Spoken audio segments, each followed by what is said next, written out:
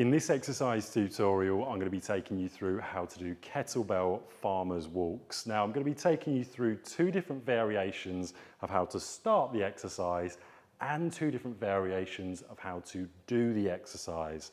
Don't worry if you don't have kettlebells, you can absolutely do this with dumbbells as well.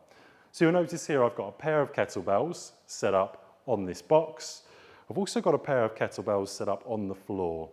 So for some people, they might want to deadlift the weights up and put them back down in a squat position under control. They might be going for a certain amount of seconds. For other people, they might want to do reps to a certain distance.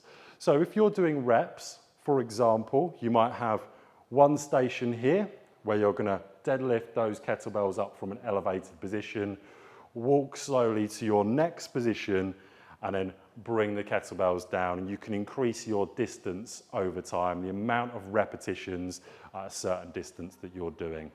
If you're doing that, so you start off with the kettlebells in that elevated position on a box or on a bench, bring the kettlebells as close to your body as possible, nice neutral spine, and deadlift the weights up. That way you've got much more energy for when you're slowly walking forwards, core braced as hard as possible, neutral spine and looking forwards. And once you hit your distance, you've then got that checkpoint in which you can bring the kettlebells down under control.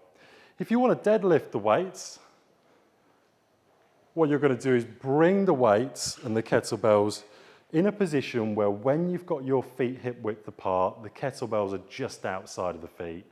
Now you're going to squat down with your arms straight. Your hands are then going to come in contact with the handles. Deadlift the weights up by pushing the floor away from you, chest up when you do so.